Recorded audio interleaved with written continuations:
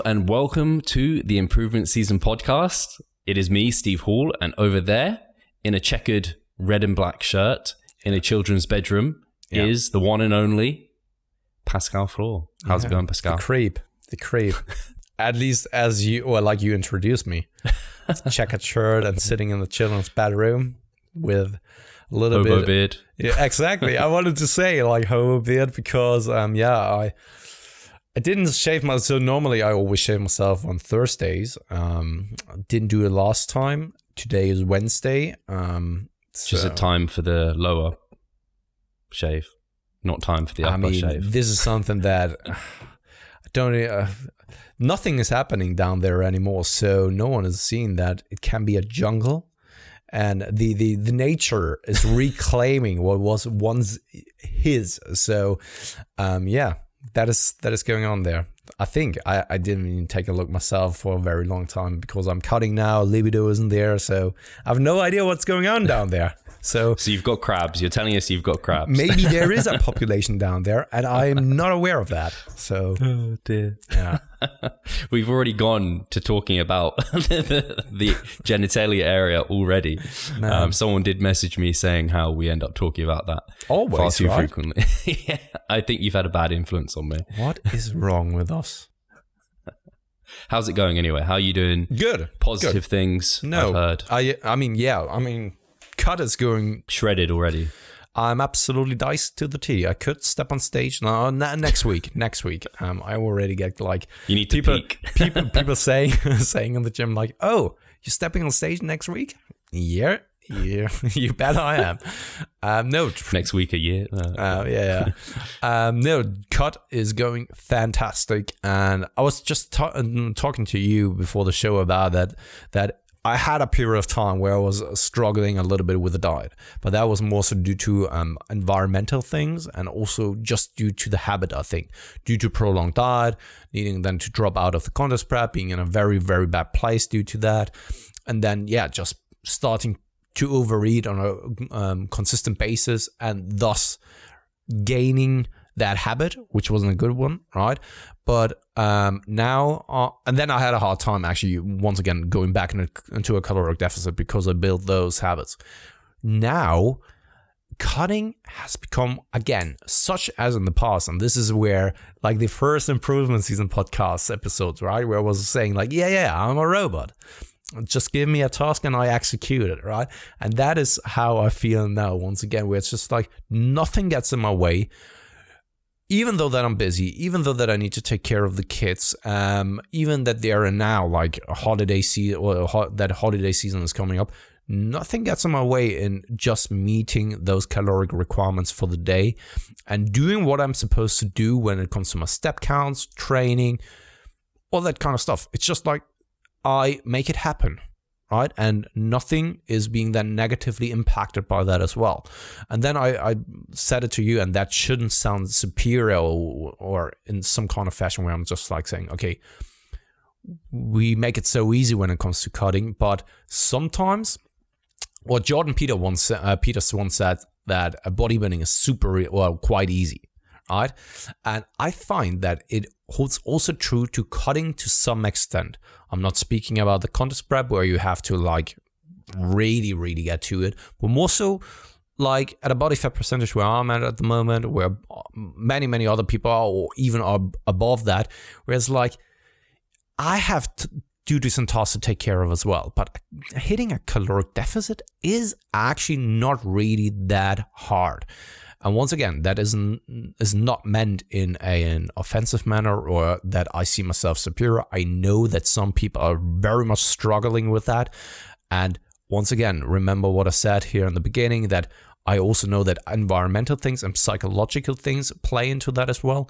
But at the same time, I have a hard time rationalizing why it's then, or why some people are struggling with that so significantly when it's like, actually kind of quite easy. Do you get what I mean?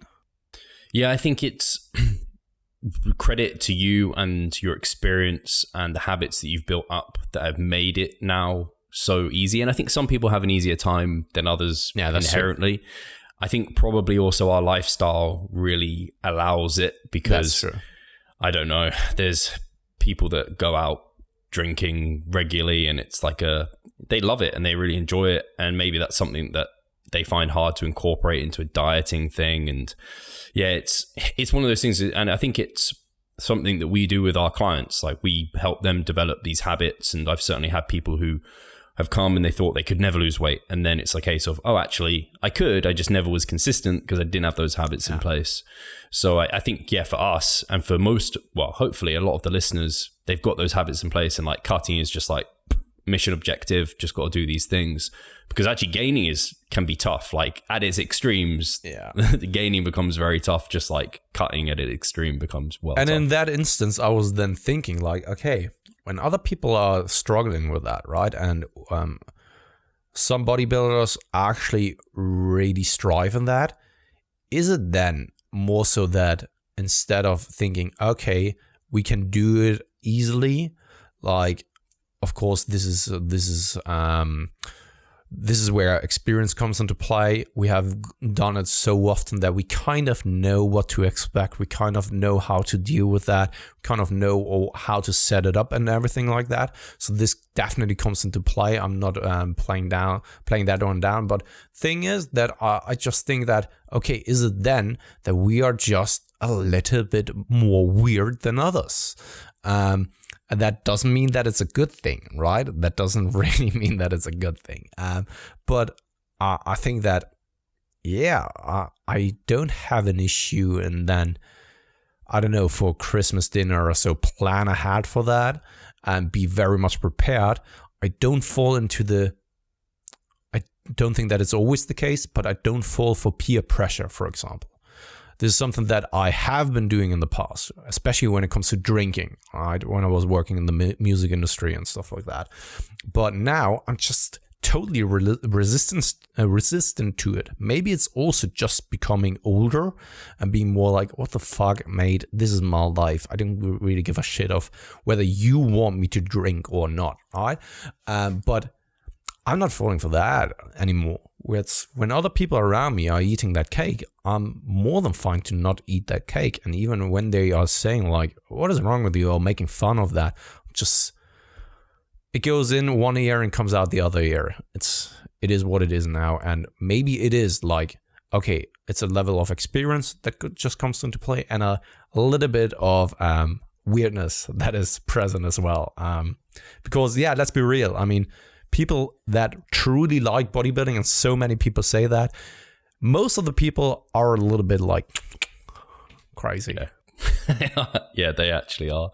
It always reminds me, I think I brought it up before. I remember being contest prep and maybe a month out from a show, and I went to a wedding with Charlotte, and people were like eating the cheese and the bread and everything, and they were like, oh, you're not going to have any? I'm like, no. I'm kind of dieting to get lean, blah, blah, blah. And they're like, oh, you're so dedicated. There's no way I could do that. And I think a lot of people underestimate themselves, but also maybe they just haven't, I don't know. They underestimate themselves, but I think also people just don't try, but maybe we're weird because we're like, it's just food. Like it's nothing, it's going to be there another day. It's nothing crazy. Something I did want to ask, actually, I guess, because we have our Revive. This is exciting. Our Revive dinner this weekend. Yeah. Actually, I don't know when are you flying in? When do you get in? Saturday morning. Cool. Mm-hmm. So do you want to know something very, very nice? Okay, yes. So I was looking for hotel rooms nearby Fitzrovia, or what's it called, right? Fitzrovia, yeah. And everything was booked out. It is because Christmas period in London is crazy.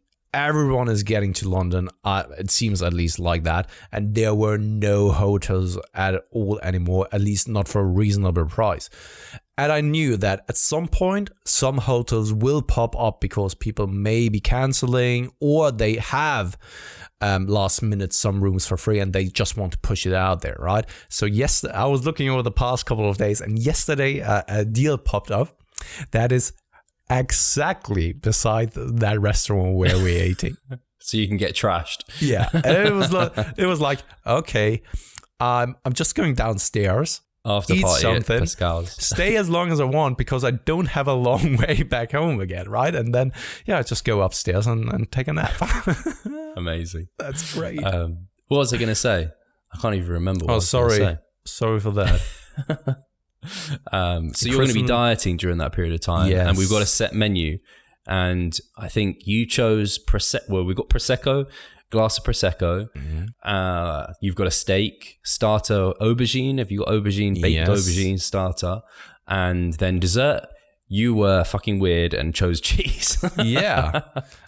Because some people will appreciate that. The thing is, yeah, exactly. Because I want to share. Then I'm not going to eat the entire cheese plate. And I thought, like, if we already have like 3 courses, then why not give them like the cheese? Because I'm not eating the dessert anyway. None of them. So yeah, I thought, like, when it's in the price already, then I'd rather pick something that other people can enjoy as well. So. Is it? I wonder who's going to eat the chease. I'm thinking Harry. who's coming and who's going to eat. Harry's not eating the cheese. Harry and Hannah. Hannah might actually. Yeah. She can have the cheese.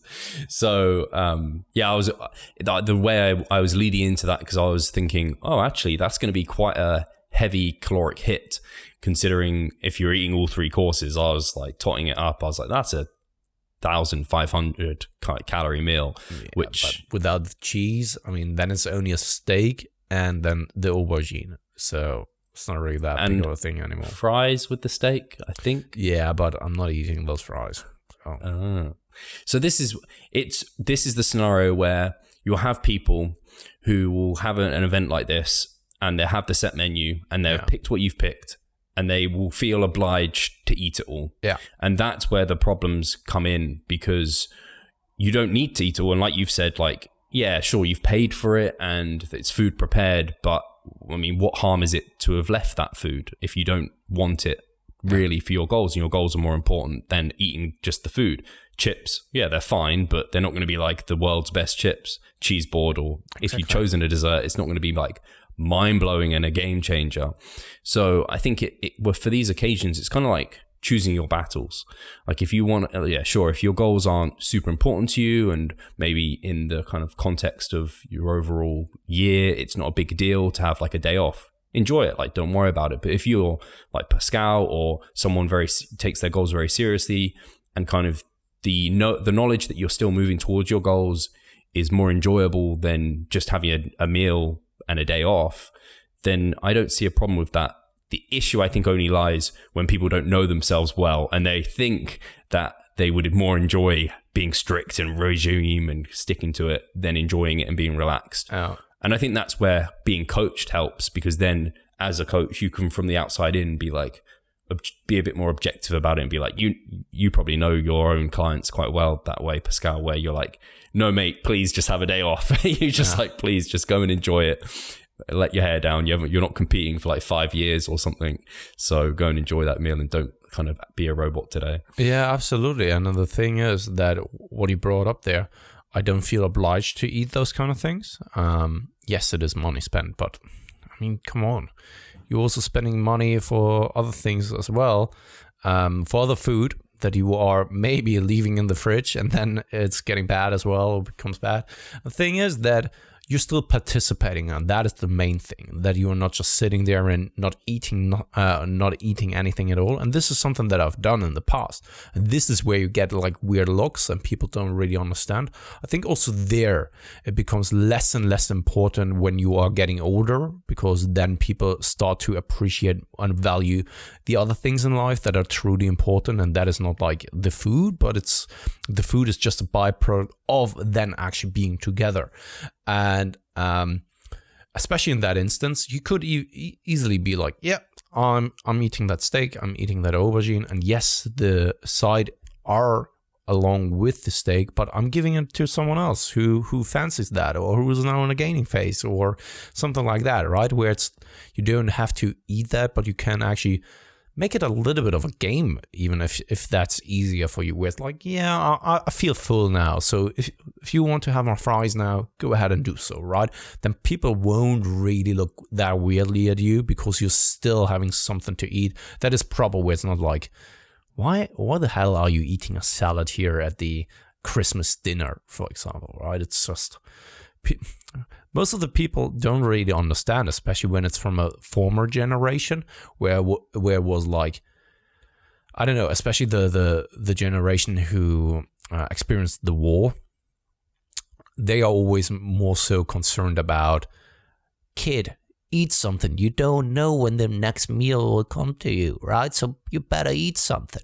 And this is then where our parent generation grew, or with what our parent generation grew up with. And they are still a little bit like that, right? They give you a little bit more freedom, but they are also like, okay, come on, eat. And the food is something that is important to us. So please have something to eat here, right? And yeah, thus I think it's your decision after all. And if you are communicating your goals maybe to your environment, to your loved ones, and also that you stand up for making your own decisions, because you are an adult. I think that most of the people who are listening are adults, or at least at an age where they can be seen as an adult, right? Then stand up for those things. It's your life after all, not the lives of your friends, not the lives of your parents. You are the one living your life, and you don't want to look back and be like, shit, I only lived the life of what other people wanted me to live, but never the life I wanted to live. I think it's one of those positions where people seem like they care a lot initially, but then they don't really care. And 9 times out of 10, when you think about it, most people don't care about you. They're much more thinking about themselves than what you're doing. So yeah. I think often we feel like people are looking at us and judging us in particular ways, but in reality, they're not. So yeah, I think so for people who are like, if I have competitors next year, I imagine we'll be taking approach similar to yourself. For a lot of my more gen pop, I'm a bit more like actually kind of pick and choose your battles, but do enjoy some of them because you don't need to be this restrictive. And I only hope that people don't listen to this and feel like they have to like do is what you're doing. Yours is everyone has their own unique experience at that. So for me, I'm starting my diet like next week, basically. For that, I'm going to try and eat as much of it as I can, but I'm going to struggle getting my fries because you need to hit those 4,000 calories. Oh, geez. I don't think I get full really easily, way too quickly at the moment. It's actually super frustrating. Just one more thing. I have one of my clients, Miles, who was dieting, who is now at a position where we just said like, okay, you are participating at lots of social events here over the Christmas period. While I would like to continue cutting with you, let's just throw in a maintenance phase. We are not even doing a primer phase where it's more like, okay, you know that you have a couple of obligations. You don't want to be too meticulous about the tracking of food. So what we're going to do for the entire month of December is we are having one day where I want you to hit a minimum intake of protein. You are then tracking the carbs, the fats, and the overall calories, but these are only on days where you don't have any kind of other obligations and where you can track, right? And then if you have a couple of other days where you are going out to eat, you are under, I don't know, at a Christmas party from the company or so, go ahead and do that. And then hit a minimum amount of protein, carbs, fats go by feel, and then hit or have a cap, a maximum amount of intake when it comes to the overall calories, like just estimating, right? But then let's make that compromise of those days where you can track and where it's not stressful, track those so that you have the freedom and the flexibility of then going out there on those days where there's an obligation, Christmas dinner or whatever it is, that you then have those flexibility kind of days and you earned yourself these kind of days instead of then going on all the days and all the entire month, like, I don't want to track this month, so I just wing it, right? So it's kind of a compromise that you can do. And this allows for a very high level of flexibility, in my opinion. Yeah, it comes down, like I was discussing before, I think it's a brilliant strategy where you are picking and choosing your battles and you're not doing fuck it. And it's like, oh, it's Christmas, so I'm just going to enjoy whenever someone brings around a cake, I'm eating that cake. Whenever there's a Christmas party, I'm getting trashed. Like, you just take advantage of every single thing. And I think when you do that, you regret it. And it becomes like a binge month for you and you just enjoy it. And then you restrict yourself all through the year. Whereas we just be a bit more flexible throughout and have strategies to like keep yourself going. And yeah, I think for Christmas, you're with Katie's family for Christmas, right? Yeah, the first day. So the 24th, we are doing our thing. Where last year I was already cooking, so this year is my turn once again. Well, this is just what I'm doing. Katie doesn't like to cook, so I'm standing in the kitchen the entire day, cooking for the family, preparing. So in Germany, it is like you are preparing a huge festive meal, and it's nothing like, I don't know, it is a little bit different from the area in Germany. So in Berlin, actually, it's quite weird. There you are eating, what is it again? Potato salad with sausages, right? And random. And my parents, or my mom, she comes from the south of Germany, so Bavaria. And Bavaria, they are eating like very festive things such as vegetables with, I don't even know what's it called on English, like I can't even describe that. It takes a long time, but also then a huge kind of, I don't know, maybe a turkey or a duck or something like that, right? Okay. And this is what I'm going to do for us. I don't want to go with potato salad and sausages. I'm going with that festive meal, and this is what I'm going to do. And then the next day is at Katie's parents' place, and yeah, that's about it. What about yourself? This will be the first year that I'm down. Well, the plan is we're going to drive down with Ada to Charlotte's family, and then spending basically Christmas Eve, Christmas Day, Boxing Day down there, and then we'll drive back up to my family for the weekend after that. So it's going to be interesting. But again, I'm dieting through that as well.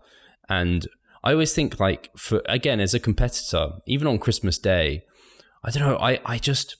in my own view, and I don't take this view for every client because I know it's very different and people put different emphasis on it, but just the way I am, I just view it as like, it's just another day, but you get to spend more time with family, and that's really nice. Me too. And then the dinner, like you said, roast turkey maybe with a bunch of vegetables, some roast potatoes. Yeah. I don't know, if you control yourself and you don't have tons of booze and tons of dessert, and I don't know, you could actually get away with dieting that day quite comfortably if you wanted to. Yeah, absolutely. And this is what I plan on doing as well. It's not going to be that I'm picking the overly fatty choices, the sugary Christmas treats afterwards, together with then a bottle of, red wine or so. It's more like I just eat a plate with vegetables, maybe potatoes, and some kind of meat, even if it's a little bit fattier, but it will end up being something like, 1,000, maybe up to something like 1,500 calories, but not really that much more. And that's why I was saying, like, especially not even just the Christmas holidays or the holiday season, why people are then really struggling in cutting. And once again, it's not that I can't understand it, because I've seen it a lot of times, that happening to clients. But I always then wonder why that is for some people so hard. And this is more a question I ask myself out of curiosity to understand people and people's behavior, right? Especially because it's so different to mine. And just also to become a better coach and being better, a little bit more empathetic when it comes to these kind of things, so that I know, like, okay, now I know why you're eating like that, right? So now I understand what we have to do to actually address it. And this is where, so I think I said it in the past, that my bass guitar teacher always said, like, you have to understand the song to be able to play it. And this is the same when it comes to these kind of things. I want to understand the behavior of a client or the client himself, so that I am able to help him. And that's why we are always saying, at least for me, and I would assume that's the case for you as well, I'm always saying, like, to my clients in the initial consultation, I want to have an open and honest communication between the two of us, because only then I'm able to help you to the best of my abilities. And if there are things that I don't know about, it's becoming very hard for me to actually help you, right?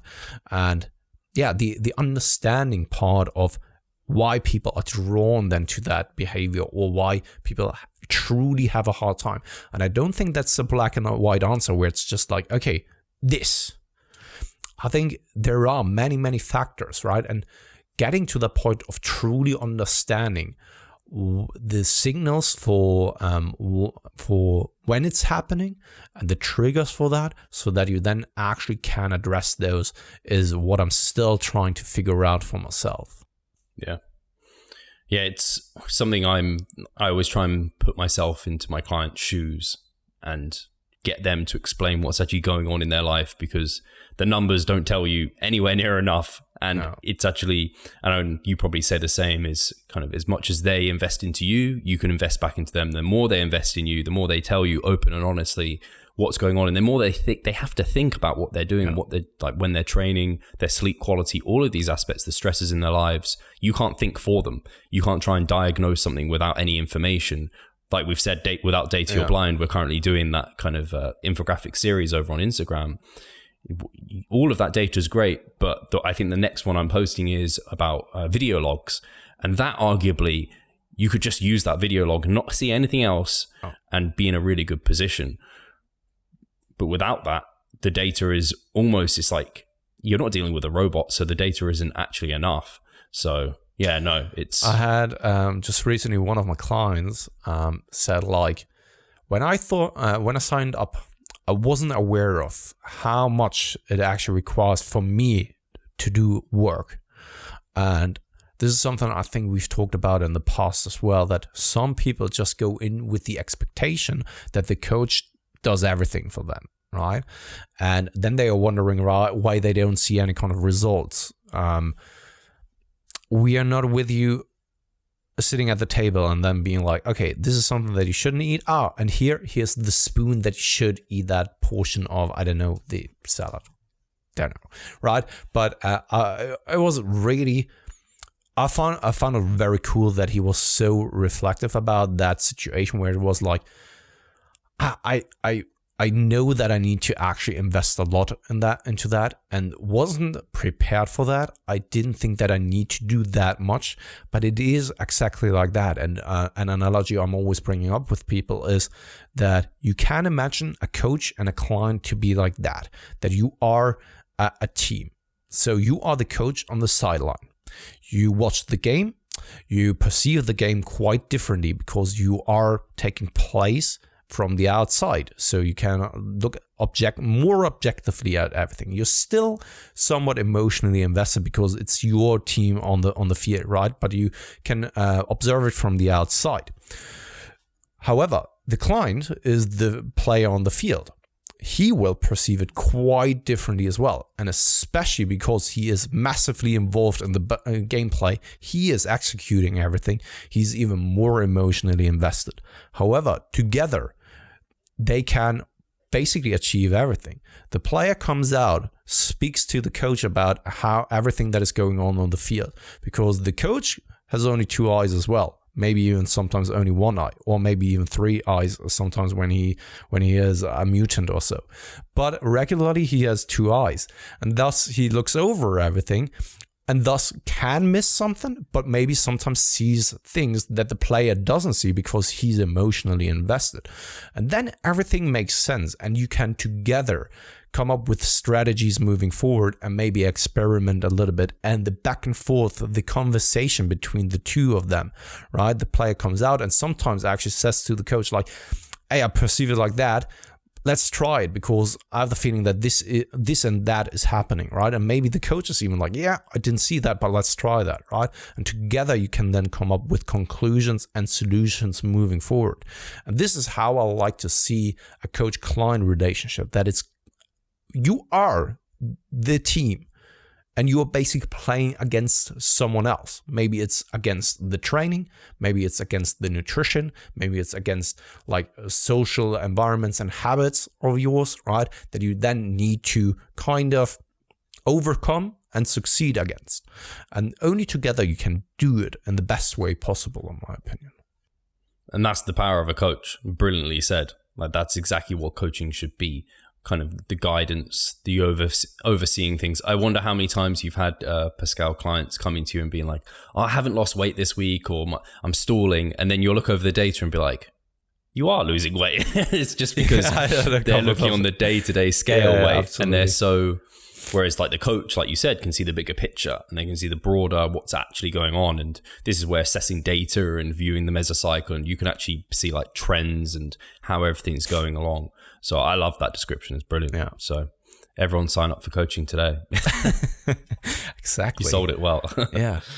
So yeah, should we go over to questions so that people actually get something valuable out of that as well, and not just Christmas talk? So I think we only had one Patreon question, didn't we? As always, the Andrew Pottercheck. Mm-hmm. So he says, are you guys both looking forward to seeing me diced for Arnold's and my God to maintenance phases work? I've gained so much strength and lost no conditioning eating an extra 600 calories a day for 4 weeks. Also, good luck, Steve and Pascal, during your preps. Love you guys. I love you too, question? Andrew. I love you too. Question. And also, I love how confident you are with everything. He's going to win Arnold's. Yeah. He's going to be an IFBB pro. In all honesty, I like that. Sure, you always need then to be like, okay, if you're there is something like overly confidence, right?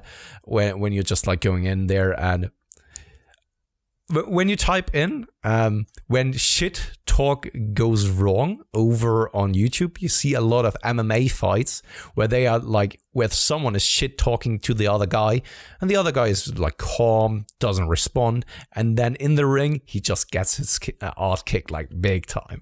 And this is where overconfidence is actually a wrong thing, right? But overall, I think, especially when it comes to bodybuilding and stepping on stage, being very confident may be a good thing. At least being on stage and also feeling very good when you're going into the gym.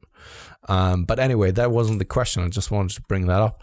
Other than that, yes, I'm very excited. I always love seeing people or following people's journey to stage, and especially like Andrew. Andrew, you've been... I just recently said it to Steve, and this is something that he probably didn't say to you because it was more something between Steve and I, but I love it that Andrew in particularly, but also other listeners here, when they are so loyal. I very, very much appreciate that.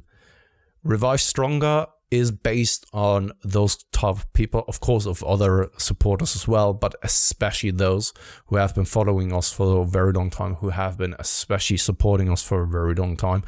And when I was working for the music management, the owner of the company, which was kind of a weird guy, but we had a little bit of conflict there. And then at some point I was leaving the company, and it wasn't the best move from my end, I have to admit. I was actually looking for another job, another company, without actually letting him know in advance.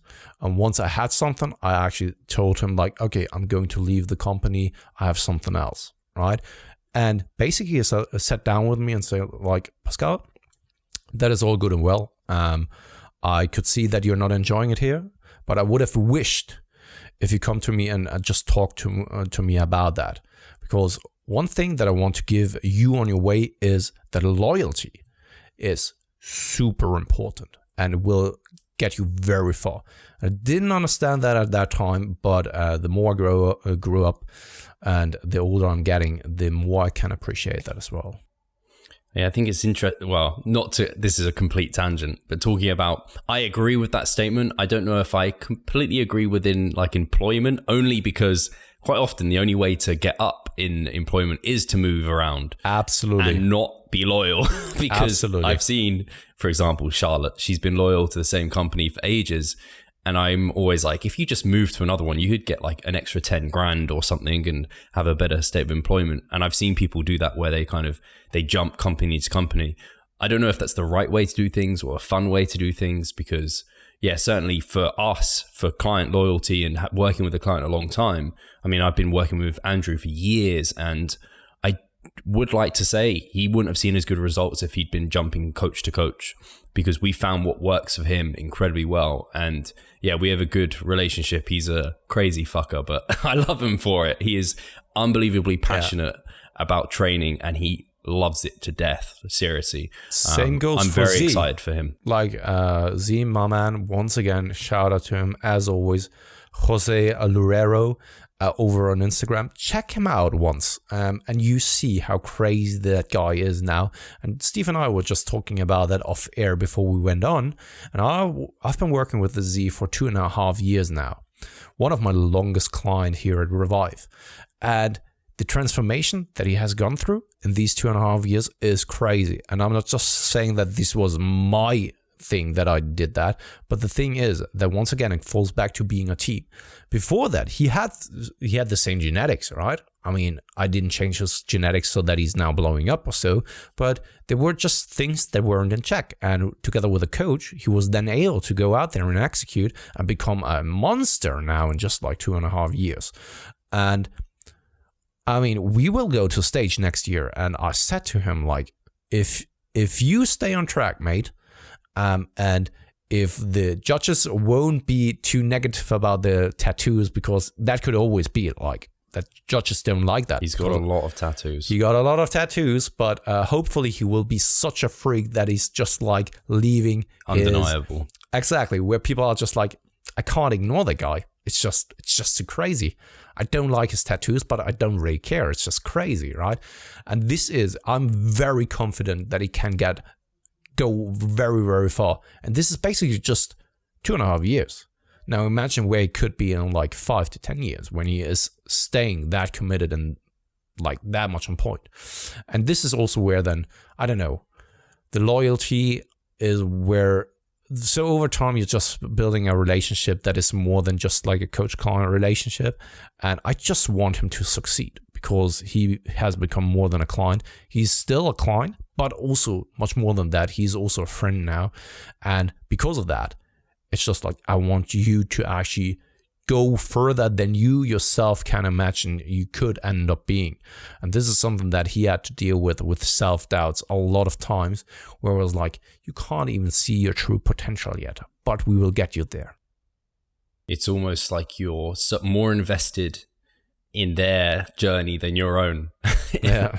It's scary sometimes. You're like, you just want them to succeed. It's like being a bit of a proud father or something. You're just like, absolutely. Please run, succeed. What was I going to say? Will he be there on the weekend? No, unfortunately not. He's not that Fuck loyal. him now. So let's go to the next question, which is from Ron Mizari. And he said, hello, Steve and Pak Sao.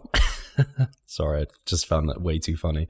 Just got the C and the S the wrong way around. Is there a good time in my daily routine to consume creatine to get the most out of it? Thanks a lot. I haven't yet listened or seen the podcast episode. I think it was the Iron Culture podcast where they had that researcher on talking all about creatine. So it could very well be that he has some good insight there, because Julia, one of my clients, she actually upped her creatine dosage based on that podcast, where I was always under the assumption of like 2 to 3 grams is definitely all that you need, but I could be very well wrong. Maybe that scientist has some other insight, but I wouldn't need to listen to that episode. But maybe, Ron, listen to that episode. Maybe there are some takeaways for you that are very insightful.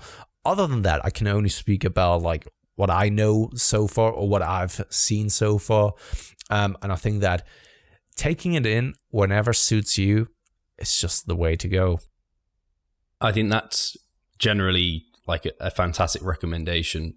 And that's typically what I'd ever tell anyone. The only time I've ever seen some small amount of research seeing a benefit to having it like post-workout, because effectively you've depleted the stores, so you uptake it a little bit more effectively. So that's one thing that you could trial with. But even taking creatine, like people ask, like, do you notice that when you take creatine or don't? It's like, fuck no. Like it adds what, like a couple of percent. I don't think you're ever going to notice it. So yeah, I don't think it's ever going to make a huge difference to someone. No. But I haven't listened to that podcast, and now I'm intrigued. So maybe in the past, I was always under the assumption that you need to take it as a pre-workout, and then I think what is going on, Steve? Charlotte, I've just declined her. Okay, cool. That's good. So I was always under the assumption that you need to take it pre-workout, and then I came across where was it? Was it on at Greg Knuckles' website, maybe, where he talked about creatine? Could very well be that. He's probably talked about it. Yeah, it doesn't really matter the timing out of the day. But I can't really remember the rationale for that, to be honest. I would have to look it up another time. I remember Mike has talked about it on the podcast before, and from memory of that podcast, he was like anytime. And he, I think, had debated a little bit with Ian McCarthy, who had said, based off, I think it was one study, creatine should be taken post-workout. And Mike was like, it's one study. I think any time of the day is probably fine.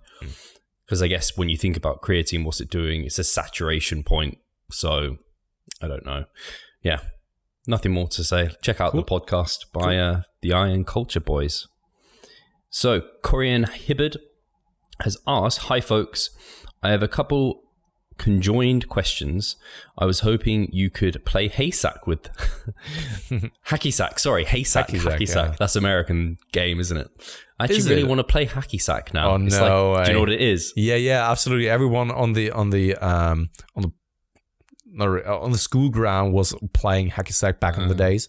It was like, for those left extremists, it's like a shitty way to play football. Hippies, yeah, we were playing with a hacky sack. I was like, oh no, I was more into football. I never played hacky sack. Anyway, sounds better than haysack. One. Oh no, it is. Oh no, there's more than one. Seymour. A couple of years ago, I was at the height of my training and making excellent progress. Unfortunately, a series of misfortunes have stripped my old goals away and left me frustrated and listless. How have you reoriented your sense of purpose in the gym to overcome unplanned or unwanted roadblocks? So maybe we should answer that before I go. That is a very good question, actually. It is. Because I think I've never... So I was facing that myself, especially with the hip injury and all that kind of stuff. And also after I pulled the plug on the contest prep and then just went straight up with the weight, I was a little bit without any kind of orientation. I felt a little bit lost and the training wasn't feeling great, all that kind of stuff. But especially like after the surgery. I can remember the time when I was sitting or lying in the hospital. I was just there and I was told to lie there for 6 days and I wasn't allowed to go move up. I needed to lie and rest because my hip needed to actually be fully in rest, right? So I was just lying there and I was so frustrated and so depressed kind of because I thought that I will never be able to train my lower body again the way I would like to. Then I just came out and I think that this is what humans always do. They just move on. They just move on. They will always find purpose in something else. They will always try to find a different goal they can then focus on. And I think that this is what I've done automatically out of just human behavior, to be honest. Just because I've just realized Corin is an old client. Yeah. So yeah, I was just because she used to be quite frequent poster in our group and actually answering questions very well. So yeah, I really feel for Corin because obviously I've spoken to her. We had a consultation. We had several back and forth vlogs, and unfortunately it didn't work out the way we wanted to because I imagine the misfortunes kind of were roadblocks in that sense. And it's a really tricky one because like you said, the body kind of recovers and it just recovers at different rates. And whether that's physiology, psychology, and just time in general is the greatest healer in that sense. And I always say it to clients, I always say it to myself, like the issue I'm going through now, I know probably, well, I say this, I know kind of in 2 months, I imagine I'll be fully rid of it all and I will have forgotten all about it as if it was never an issue. Just like my accident that was like over 10 years ago. No, 10 years, 7 years, 7 years, something like that. I can't even remember off the top of my head, but I mean, I can't even remember how bad I felt then. And I guess you can relate it to diets, like people who have competed. You can't, when you're years having since competed, can you truly tap into how bad that felt? I think we live so much in the moment and we get so caught up in that it's just a case of day by day, take every day as it comes. As things improve, like you'll slowly start feeling better and getting away from what once was, and you'll get back to your normal self. And just try and take every day as it comes, but be productive and progressive towards where you want to be going. And I think things will work out for themselves. The worst, I think, is when you are stuck in a rut and you just don't move from there. But as so long as you're, even if it's small steps, so long as you're moving forward, that's what counts. I think that's what a lot of people struggle with, is they just never take that step, and they never keep taking that step because it feels so endless and it feels like it's going to be forever, but it's not. And you'll feel better very, very soon, or sooner than you could even imagine. Absolutely. And just one more thing. I think I've never intentionally reoriented my sense of purpose in the gym, to be honest. So I can't really give you a clear, definite answer of how I did it and how I overcame my situation, or how I was actually then trying to overcome situations for a couple of my clients, because I have experienced severe things with my clients where, I don't know, people pass away in their environment, like close people to them, or something severe happened to them in regards to, for example, a severe injury or so. When it comes to intentionally reorienting things, that is never what I've done. Actually, it was just I did what I had to do to still pursue what I wanted to do. Yeah, I think for bodybuilding, that's why it's so open. It's just like I can only, thinking back to, I think it was the start of 2017 when I was considering doing a powerlifting season, and then I got injured and I couldn't squat or deadlift. And so I was like, okay, I'm just going to go into bodybuilding. And I did split squats and reverse lunges, and I actually did rack pulls because I couldn't deadlift, and hip thrusts. And it's just, fine. For me, it always comes down to, if you're kind of healthy enough and fit enough, find something to be progressive with and progress that. And I think that's where kind of the secret lies, at least. Shall I go on to part 2? Yeah, absolutely. I've already read that one. Cool. And for the follow-up, part 2, how do you approach re-acclimation to training for a competitive lifter after sitting on the sidelines for over 6 months? So just my take, and that is a very general recommendation. And I think that this is something that you've heard everyone say, take it slowly. Come back, maybe start off with 2 or 3 sessions per week.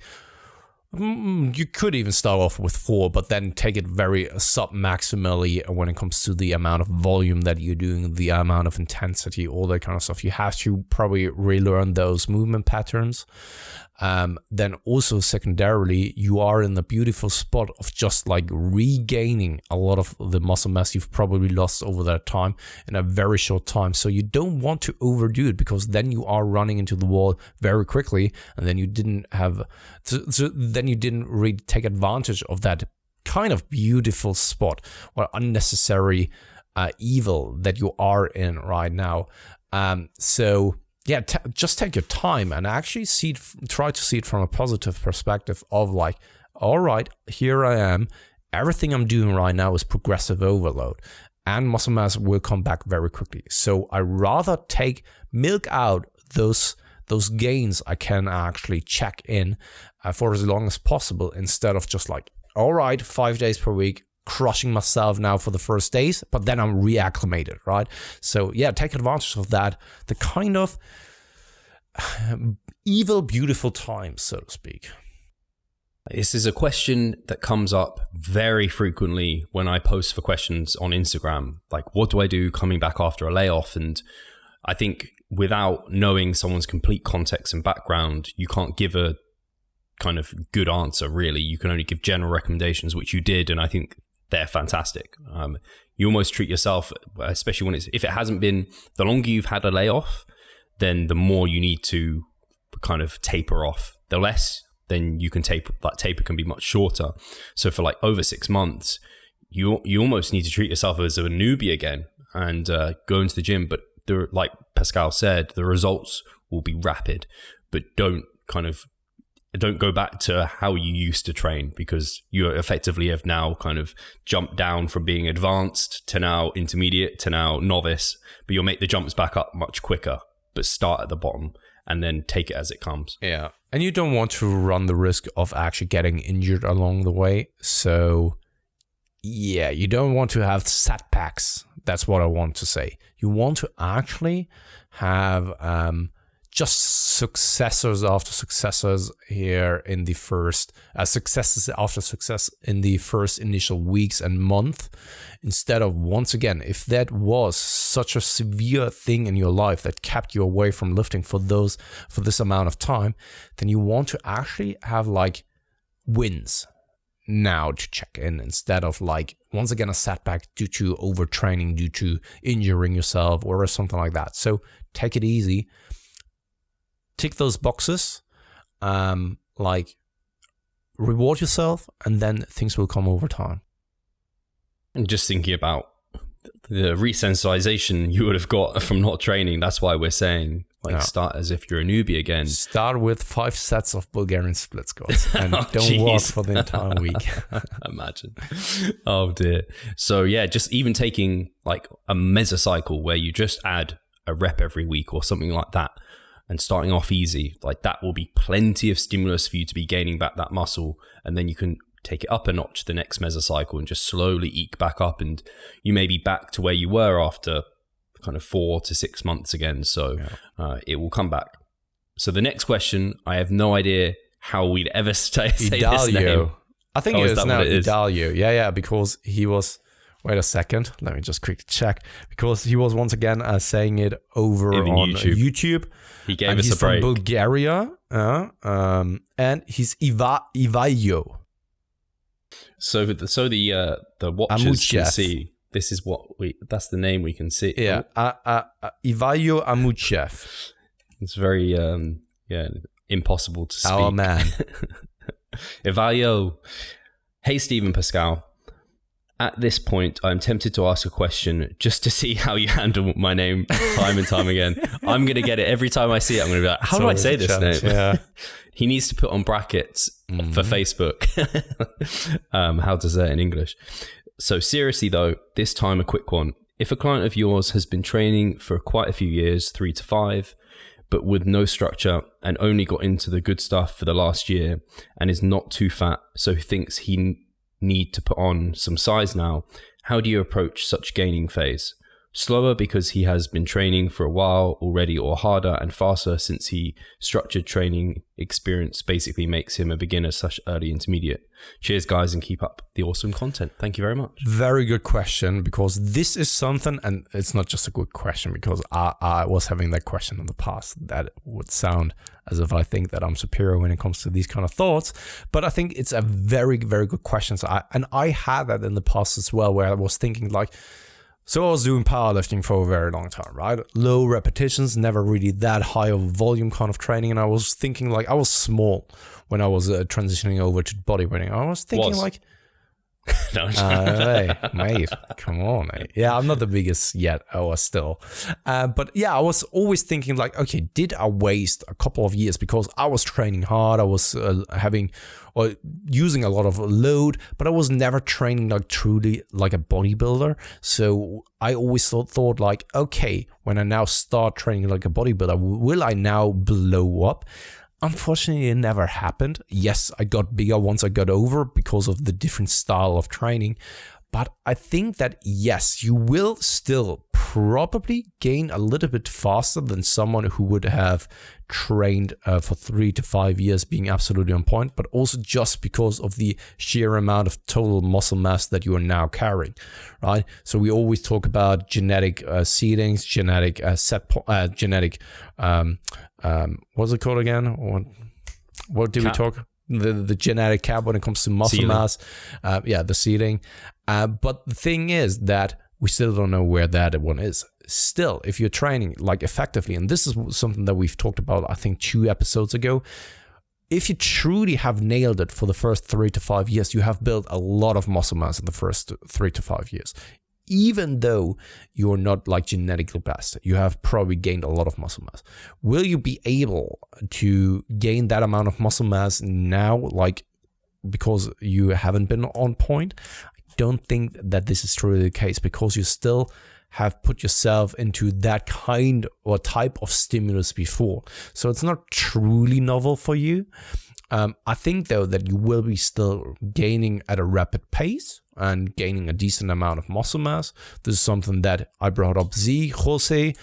He actually had a good size already, especially you could see it on his delts, but what he gained over the past couple of 2.5 years is crazy, right? But once again, I don't think that if you have trained in the past, but suboptimally, that you will see the same results as a true newbie or beginner who's then nailing it in the same length of time, if that makes sense. This has just made me think of, and I think that is a brilliant answer. Did you see Ben Lloyd, Ben Lloyd Fitness on Instagram? And I really like Ben. And he did a comparison of 2016, 2019. His competition season, right? He gained 4.5 kilos in 3 years. Yeah. What the actual fuck? Yeah. So, and he was advanced. He was already pro. This was 3 years later as someone who was already crazy. Pro. And if you saw him this year, you would have been like blown away by him. He won the overall international UK DFBA. And yeah, it's just, I just throw that out there because it's whenever these questions come up, and I don't think they're a waste of time to think about. I'm just like look at the progress, look how things are going, shoot for a decent rate of growth, and then just see how it goes. And if you're getting fat too quickly, put it back. If you're like, ooh, this guy's like actually getting leaner or something crazy's happening, push it a little bit more. See how progress is going. Because like, I don't know, Ben gained almost 5 kilos. We still have so much to learn about hypertrophy and individualized hypertrophy. What I mean by that is when you take a look at muscle gaining studies and stuff like that, it's so crazy the discrepancy between individuals. And there are some people that are falling out of the spectrum and then being excluded from the study because they would push the overall mean to one side or another because they are such outliers. And that holds true to both sides of the spectrum. Like people who are losing muscle mass on a certain amount of sets, whereas some people who are gaining a tremendous amount of muscle mass with little or very, very little sets or volume, for example, just to name an example, right? So still, we have very little knowledge of what is truly working for individuals. For a general recommendation, we have those general recommendations being thrown out there, but especially for some people who are saying like, I haven't been gaining the amount of muscle mass that I would like to, so I'm actually not really made for something like bodybuilding. Maybe you have just not found what is working for you, and maybe you are someone who's made for bodybuilding, but you have to figure it out for yourself, and you can't rely on what worked for person A will now work fantastically for person B or so, right? So I think Steve is a great example as well. The amount of progress that he has made here over the past 2 years was tremendous, and I think that it will probably show itself on stage, and this is even something that Jeff Alberts told him. I know that one because I listened to that. Oh, I recorded early, didn't I? Yeah. And same goes for me. In the first years of my lifting career, I didn't gain as much muscle mass as I did over the past 1.5 to 2 years. Yeah, I think That's why it's always frustrating. Like we talked about it, didn't we? Where like, oh, after 5 years, it's like, well, maybe 5 years of like, maybe like 5 years totally over your 30-year career, like your 20-year career, like you had perfect training into spots because you're always kind of learning and finding things. So anyway, we have time for another question. I thought that was very well said. Let's get to Brett Freeman, who is now training in my gym, by the way. Oh, he changed. So, yeah, I don't know where he used to train. He changed the gyms. The gym. Cool. Yeah. He used to train, I don't know if he trained in the gym beforehand. I think it always sounds, of course he trained in the gym. Yeah. Anyway, so what are your guys' thoughts on not gaining muscle during a deficit? I've always been skeptical when people say it's not possible. Of course, not optimal growth, but as an intermediate, I think it'd be possible, especially if you're still over 10% body fat. I always said it in the past, and I still think that holds true, that it is possible. Of course, you always need to look at the context and also then look at a spectrum. So what I mean by that is, first and foremost, the context. If you're a heavy steroid user, then you definitely can gain it. Even Brandon Roberts just posted something on IG, a study where they looked at steroids users in a prep where they saw significant reduction in fat mass, but muscle mass actually increased. Right. So if you're not a steroid user, which I don't think that you are, but I just wanted to bring that up. He's definitely on it. I still think that you can do that simply because of the rule of potential energy. So fat mass on your body is energy that is being stored. So what we know, the reason for hypertrophy, or what drives hypertrophy, are the adaptations of resistance training. So we are still doing resistance training while we're training, right? So then in conjunction to that, we need adequate amount of protein. So we are probably making sure that we got that. If we have a especially decent amount of body fat, that is potential energy that is then or could be directed towards the hypertrophic adaptations that are then taking place, or then I said in a different manner, just hypertrophy, muscle hypertrophy in general. So it is definitely possible. Thing is though, and I said it in the beginning, with a spectrum, we need to kind of think about a spectrum. The more aggressive a deficit is, the less likely it becomes that we are actually seeing a significant amount of muscle gain, right? And the other way holds true as well. The more we are in a surplus, the more likely it is that we are gaining some muscle, but up to a certain threshold, as some more and more of the literature may suggest now, that at a certain point it's just like redundant because we can't really synthesize any more muscle tissue at a given moment. But knowing that, and we've seen it tons and tons and tons of times, that people are recomping and that it's still simply possible. And when people are saying like it's impossible to gain muscle mass and lose fat mass, it is simply not true. Of course, it's always under different context. But if people say that in such a generalized way, it's simply not true. And it is definitely possible. So many case studies out there that have shown that this is possible. But yeah, once again, that spectrum, the harsher the deficit, the less likely that you're building muscle mass. And also the less likely it is when you are more and more advanced. Because, yeah, it's already hard then to gain muscle mass when you are in a surplus. It becomes even harder. Or the spectrum that we are talking about, it becomes more and more narrow. So yeah, I don't think that once you exceed that spectrum, then to one side or another, so for example to the deficit, that you are then likely to see any kind of significant amount of muscle gain. I think you nailed it. The only thing I was going to add in addition to it was I think it can be, like I think you brilliantly put it, the larger deficit you're in, the less likely it's going to happen. I think you can maybe extend that to the longer you've been in a diet, the less likely it's going to happen as well. Yeah. And absolutely. Also, probably the leaner you are, the less likely as well. But Brett said above 10%. So you're not all that lean at that point. And then I'd say I've definitely seen it with clients, and probably even can say with myself, particularly in my 2017 prep, was after a resensitization period, so after a primer phase, where your minimum effective volume is dragged right back down, then it opens up a bit of space, even if you're in a deficit, to, I think, to gain more tissue. So yeah, that's the only additional point. Right now, also, just an example, I wouldn't say that he's now kind of advanced or something like that. But the thing is that I was at first thinking that he's either not on point when it comes to the calorie tract or like the macros tract, or that something must be off here. Because his scale weight kind of just marginally went down. And I was like, shit, hey, what is wrong here, right? We played around and he said, like, I am on point when it comes to that, right?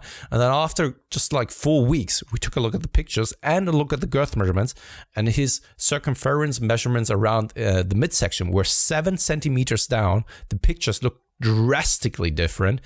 And when the scale weight is then staying the same, it's a very high likelihood that he has gained muscle mass along the way, because otherwise you wouldn't necessarily see the scale weight coming down as well if he didn't gain any kind of muscle mass, right? So there must have been a significant amount of muscle gained along with that, while then being the fat being lost. And that was even where I was like, I couldn't even explain it myself when I saw those 4 weeks and tracked those 4 weeks up until the point where I then saw those pictures and the girth measurements. And I assume his performance was also pretty good in that time as well. Absolutely. Yeah. And that was out of a primer phase. It was at the beginning when we started working together, actually. Ah, okay. Yeah. Damn, you could have said it was after primer phase, then we've got a selling, like, get the ebook, it's a link below. Fucking honesty. Something I'd only say, I think this is relating to like minimum effective volume and MRV points. So like, obviously, the longer you've been dieting, the closer that window's closed more. After a primer phase, MEVs drag down, so the windows open more. So you kind of got these opportunities within that as well, just to develop that question a little bit more. But I don't know if we got time for anything else. No, How long's it been? 1 hour and 6 minutes. Ada's just got up and she's chewing her bones, so it's a good time. Right. Yeah, cool.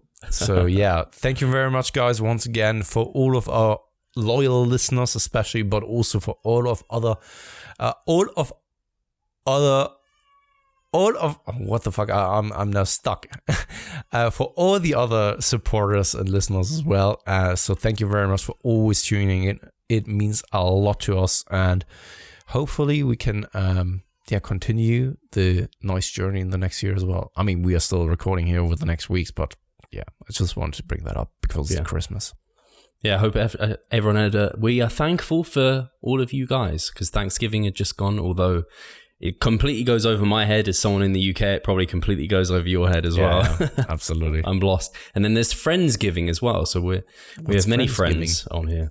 It's basically, you have Thanksgiving, I think, with your family, and then Friendsgiving you have with your friends. And it's just another excuse to eat more delicious food, I think. And probably sell more marketing or something, I'm not sure. Yeah, probably. But obviously, it's also lovely to be giving and thankful. Anyway, guys, thank you very much. Yeah. Talk to you soon, guys. Auf Wiedersehen.